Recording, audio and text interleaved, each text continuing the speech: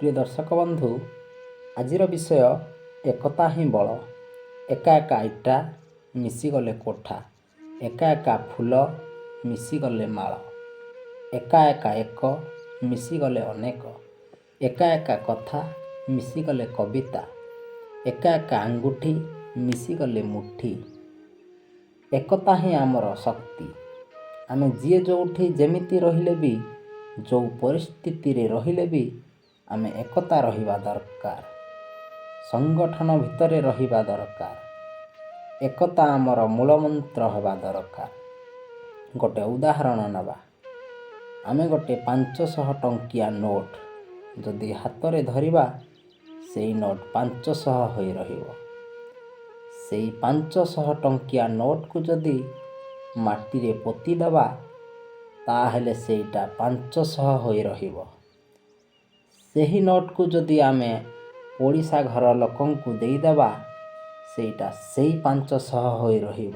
କିନ୍ତୁ ଆମେ ଯଦି ତାକୁ ଚିରିଦେବା ବା ଚିରି ଟୁକୁଡ଼ା ଟୁକୁଡ଼ା କରିଦେବା, ସେଇ ପଇସାର ମୂଲ୍ୟ ଆଉ କିଛି ରହିବ ନାହିଁ। ସେଇ ପଇସା ଆମ ପାଖରେ ଥାଇ ମଧ୍ୟ ବେକାର। ସେଇ ପଇସାର ମୂଲ୍ୟ କିଛି ନାହିଁ। ଠିକ୍ ସେମିତି ଯଦି ଆମ ଜୀବନରେ ଯଦି ଆମେ ଏକତ୍ରିତ ହୋଇ ଅଛନ୍ତି, ଏକତାର ସହିତ ଅଛନ୍ତି, ଆମ ମୂଲ୍ୟ ବଢ଼ିଯାଏ। ଆମ ଜୀବନ ସମୃଦ୍ଧି ଆଡ଼କୁ ଗତି କରେ। ଆମ ଜୀବନ ବିକାଶ ଆଡ଼କୁ ଗତି କରେ। ଆମ ଜୀବନରେ ଆମେ ଏକତା ସହିତ ବଞ୍ଚିବା ଦରକାର। ଏକତ୍ରିତ ହୋଇ ରହିବା ଦରକାର। ଗୋଟିଏ ଛାତ ତଳେ 1000ଠୁ ଆରମ୍ଭ କରି 1,00,000 ପର୍ଯ୍ୟନ୍ତ ମହୁମାଛି ଏକତ୍ରିତ ହୋଇ ରହିପାରୁଛନ୍ତି। ଆମେ ସଭ୍ୟ ଶିକ୍ଷ ମଣିଷ ପାଠଶାଠ ପଢ଼ି ମଧ୍ୟ ଗୋଟିଏ ଛାତ ତଳେ ବା ଗୋଟିଏ ପରିବାରରେ ଯଦି 10-12 ଜଣ ଅଛନ୍ତି, ତେବେ 4-4ଟା ଚୁଲି ଲଗାଇବାକୁ ପଡ଼ୁଛି। ମହୁମାଛି ଯଦି ଏକତ୍ରିତ ହୋଇ ରହିପାରୁଛନ୍ତି, ସେମାନେ ଶାନ୍ତିପୂର୍ଣ୍ଣ ଭାବରେ ରହିପାରୁଛନ୍ତି, ଏକତାର ସହିତ ରହିପାରୁଛନ୍ତି। ମହୁମାଛି ଯଦି ଗୋଟିଏ ପକ୍ଷୀ ହୋଇ ଏକତାର ସହିତ ରହିପାରୁଛନ୍ତି, ତେବେ ଭଗବାନ ଆମକୁ ମାନବ ରୂପରେ ଜନ୍ମ ଦେଇଛି ବା ମଣିଷ ହୋଇ ଆମେ ସଂସାରକୁ ଆସିଛେ। ଆମ ପାଖରେ ସବୁ କିଛି ବ୍ୟବସ୍ଥା ଥାଇ ମଧ୍ୟ ଆମେ ଏକତାର ସହିତ ରହିପାରୁନାହାନ୍ତି। ଏ କଥା ଟିକିଏ ଭାବିବାର ଆବଶ୍ୟକତା ରହିଛି। ଗୋଟିଏ ଛୋଟିଆ କଥା କହୁଛି, ଆପଣମାନେ ଶେଷ ପର୍ଯ୍ୟନ୍ତ ଦେଖନ୍ତୁ। ଗୋଟିଏ ଗାଁରେ ଜଣେ 70 ବର୍ଷର ବୃଦ୍ଧ ଜଣେ ଥିଲେ। ତାଙ୍କର 5ଟା ପୁଅ ଥିଲେ। ସେହି ବୃଦ୍ଧ ଲୋକ ତାଙ୍କ ବଡ଼ ପୁଅକୁ ଡାକି କହିଲେ, ମୋର ତ ଦେହ ଭଲ ରହୁନି, ମୋର ତ ସମୟ ସରିଗଲାଣି। ମୁଁ ଭାବୁଛି ମୁଁ ଆଉ ବେଶୀ ଦିନ ବଞ୍ଚିବିନି। ତୁ ଗୋଟେ କାମ କର, ଆସନ୍ତାକାଲି ତୋର ସବୁ ଭାଇମାନଙ୍କୁ ଡକେଇ ଦେ। ସମସ୍ତେ ଆସି ମୋ ପାଖରେ ପହଞ୍ଚନ୍ତୁ। ମୁଁ ତୁମକୁ ଗୋଟେ ଗୁରୁତ୍ୱପୂର୍ଣ୍ଣ କଥା କହିବାକୁ ଚାହୁଁଛି। ବଡ଼ ଭାଇ ସମସ୍ତଙ୍କୁ ଜଣାଇଲେ। ରାତି ପାହିଗଲା ପରେ ସବୁ ଭାଇମାନେ ବାପାଙ୍କ ପାଖରେ ଆସି ପହଞ୍ଚିଲେ। ବାପା ସମସ୍ତଙ୍କୁ ଦେଖିଲା ପରେ ଖୁସି ହୋଇଗଲେ, ଆନନ୍ଦ ହୋଇଗଲେ। ବଡ଼ ପୁଅକୁ କହିଲେ, ଘରର କଣ ମୁଣ୍ଡରେ ଗୋଟିଏ ଛୋଟିଆ କାଠ ବିଡ଼ା ପଡ଼ିଛି। ସେ କାଠ ବିଡ଼ାକୁ ମୋ ପାଖକୁ ନେଇ ଆ। ପୁଅ ଯାଇ କାଠ ବିଡ଼ାକୁ ବାପା ପାଖକୁ ନେଇ ଆସିଲା। ବାପା କହିଲେ, ଏ କାଠ ବିଡ଼ାଟାକୁ ହାତରେ ଧରି ତାକୁ ଭାଙ୍ଗିବାକୁ ଚେଷ୍ଟା କର।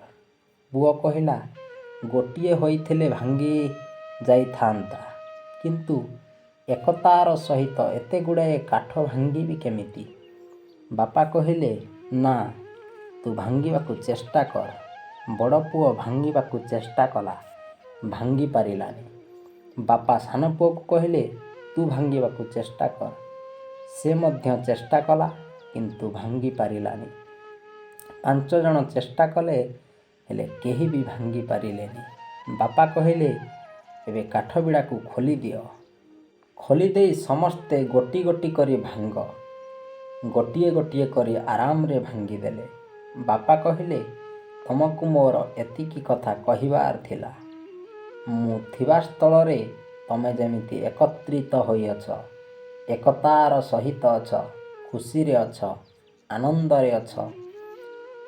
ତମେ ଯଦି ଅଲଗା ଅଲଗା ହେଇଯିବ, ଯେମିତି ଖଣ୍ଡିଏ କାଠକୁ ଭାଙ୍ଗି ପାରୁଛ, 5-10 ଖଣ୍ଡ କାଠକୁ ଭାଙ୍ଗି ପାରୁନ, ଠିକ୍ ତମେମାନେ ସେମିତି ଅଲଗା ଅଲଗା ହେଇଗଲା ପରେ ଠିକ୍ ସେହି କାଠ ଭଳି ଭାଙ୍ଗିଯିବ, ଶକ୍ତିହୀନ ହୋଇଯିବ। ତେଣୁ ମୁଁ ଚାହୁଁଛି ଆଜି ତମେମାନେ ଯେମିତି ଏକତା ହୋଇ ରହିଛ, ମୁଁ ମରିବା ପରେ ମଧ୍ୟ ତମେ ଏକତ୍ରିତ ହୋଇ ରୁହ, ଏକତାର ସହିତ ରୁହ। କାରଣ ଯେଉଁଠି ଏକତା ଅଛି ସେଇଠି ଜୀବନ ଅଛି, ଯେଉଁଠି ଏକତା ଅଛି ସେଇଠି ଉନ୍ନତି ଅଛି, ଯେଉଁଠି ଏକତାର ଅଛି ସେଇଠି ଜୀବନର ସବୁ କିଛି ଅଛି। ତେଣୁ ଆମ ଜୀବନରେ ଆମେ ଏକତାର ସହିତ ବଞ୍ଚିବା ଦରକାର। ଏକତା ଆମ ଜୀବନର ମୂଳମନ୍ତ୍ର ହେବା ଦରକାର।